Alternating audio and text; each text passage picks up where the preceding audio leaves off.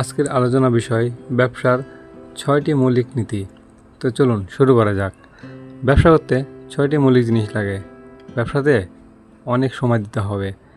ব্যবসা এমন একটা জিনিস, শুরুতে যদি আপনি প্রচুর সময় না দেন তাহলে ব্যবসা দাঁড় করানো কঠিন হয়ে উঠবে। আর একবার যদি পরিচিত মুখ হয়ে উঠতে পারেন তাহলে তার কোনো কথাই নেই। নাম্বার 2, ব্যবসা করতে ইনভেস্টমেন্ট লাগবে। বন্ধুরা, ছোট করে শুরু করতে গেলেও একটা পরিমাণ ইনভেস্ট লাগবে। ছোট করে হলেও বিজনেস ইনভেস্ট করুন। নাম্বার 3, ব্যবসা করতে নলেজ বা আইডিয়া লাগবে। আপনার যদি ভালো জ্ঞান না থাকে তাহলে ব্যবসাটিতে টিকে থাকা কঠিন হয়ে পড়বে। নাম্বার 4, ব্যবসাতে রিস্ক নিতে হবে, যেটা ব্যবসার একটি গুরুত্বপূর্ণ বিষয়। বিজনেস করতে গেলে রিস্ক নিতেই হবে। ব্যবসাতে লাভ লস ও গুরুত্বপূর্ণ বিষয়। নাম্বার 5, আপনি যে বিজনেসটি শুরু করবেন সেটা যেন ওই জায়গার জন্য উপযোগী হয়। যেমন স্বর্ণের ব্যবসা কোথায় ভালো হয়?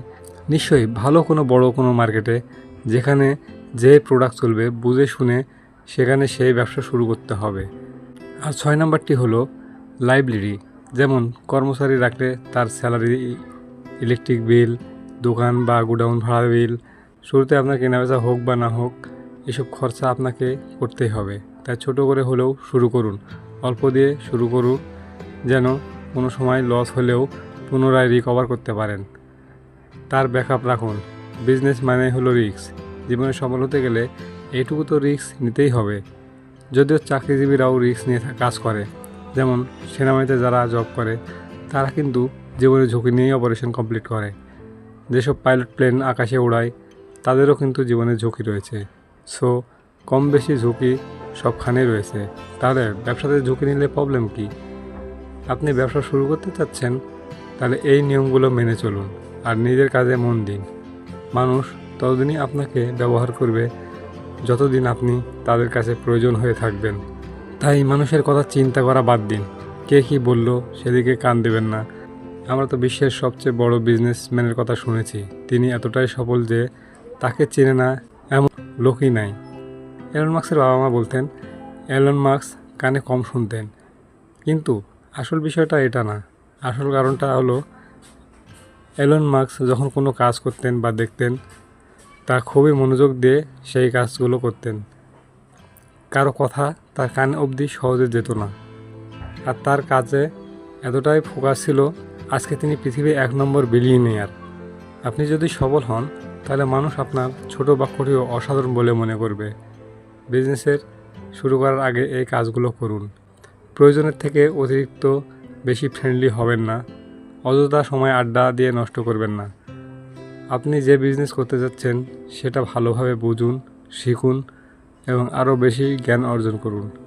ওইসব ব্যক্তিদের সাথে সময় কাটান যারা আপনার পছন্দের বিজনেস করে সফল হয়েছে। তাদের থেকে শিখুন, জানুন, বুঝুন। কম কথা বলুন, নিজের গোপনীয়তা রক্ষা করুন। নিজের পরিকল্পনার কথা অযথা কাউকে জানাবেন না, যারা কিনা আপনার মনোবল ভেঙে দিতে পারে। বলতে পারে তোমার দ্বারা এটা সম্ভব না, তুমি কেন টাকাগুলো নষ্ট করতে যাচ্ছ, ইত্যাদি ইত্যাদি বলে আপনার মনোবল তো ভাঙবেই, সেই সাথে আপনার মন মানসিকতাও নষ্ট করে দেবে। একটা ইনকামের প্রতি নির্ভর না করে কয়েকটা ইনকাম সোর্স তৈরি করুন। মেন পরিকল্পনা থেকে যেন আপনার লক্ষ্য সরে না যায় সেদিকে লক্ষ্য রাখুন। কারো প্রয়োজনীয়তা নয়, চয়েস হয়ে উঠুন। সবাইকে খুশি করতে যাবেন না। বাছ বিচার করে যেটা আপনার কাছে সঠিক মনে হবে আপনি সেটাই করুন। কে কী বলল তাদের কথায় কান দেবেন না। আপনার বিপদে কারা কারা আপনাকে সহযোগিতা করেছে তাদেরকে ভুলবেন না।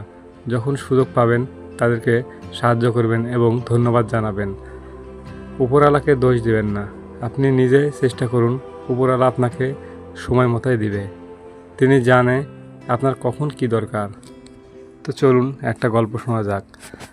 এক ব্যক্তি মৃত্যুর পর স্বর্গে গেল এবং উপরওয়ালাকে বলতে লাগলো, হে খোদা, তুমি জানো সবই, কখন কার কী দরকার, তাও তাকে দাও না সময় মতন। রোদ দরকার হলে বৃষ্টি দাও, বৃষ্টি দরকার হলে ঝড় দাও। তোমার জায়গায় আমি থাকলে সব কিছু সুন্দরভাবে হতো। তখন খোদা বলল, তাই নিজের প্রতি এত ভরসা? তাহলে নাও, তোমাকে একটা সুযোগ দিলাম। লোকটি তো মহা খুশি। সে এত বড় দায়িত্ব পেয়ে সবাইকে ঠিক মতো সব কিছু দিতে থাকলো। গরিবকে টাকা দিল, বড়লোক আর গরিব সমপরিমাণ হয়ে গেল। এখন গরিবরা তো মহা খুশি। লোকটির উপরওয়ালাকে বলল, দেখুন সব কিছু কত সুন্দরভাবে হচ্ছে। উপরওয়ালা একটু মুচকি হেসে বলল, দেখা যাক। এর কিছুদিন পর কোনো গরিব আর মাঠে গেল না, সুইপারও কারো মলের টাঙ্কি পরিষ্কার করলো না, দোকানদারও দোকান খুললো না। এমন অবস্থায় তো সবার না খেয়ে মরার মতো হাল। তখন লোকটি খোদাকে বলল, আমি তো সবাইকে সমানভাবে সম্পদ দিয়েছি, তাহলে এমন হলো কেন? খোদা বলল, এমনটা হলো কারণ তুমি সবাইকেই সমান করেছো, যার জন্য কারো কাজে যাওয়ার কোনো প্রয়োজনই নেই।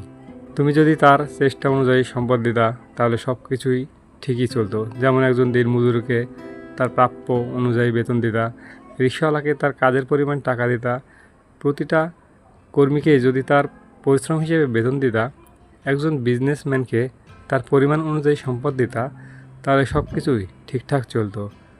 সবাই তার কাজ করত নিজের প্রয়োজন মেটানোর জন্য। তখন সেই লোকটি তার ভুল বুঝতে পারল। আসলে উপরওয়ালা তার শ্রম, মেধা এবং স্বপ্ন অনুযায়ী সম্পদ দেয়। তাই সবারই উচিত নিজের পথকে সঠিকভাবে পরিচালনা করা। আমাদের মনে জেদ আনতে হবে, সে পারলে আমি কেন পারবো না।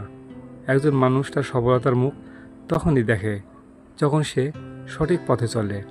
ভুল রাস্তা গেলে তো ভুল ঠিকানায় চলে যাবে, এটাই স্বাভাবিক। লক্ষ্য ঠিক রাখুন, সঠিক পথে চলুন।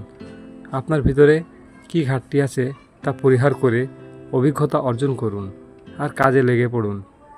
ইন্ডিয়ার ধনকুব সাম্রাজ্যের মহারাজা ধীরুভাই আম্বানি একটা কথা বলেছিল, তোমার কাছে টাকা নেই তো কোনো সমস্যা নেই, কিন্তু তোমার কাছে যদি বুক ভরা সাহস আর মনোবল থাকে তাহলে তোমারও নাম একদিন ইতিহাসে লেখা হবে।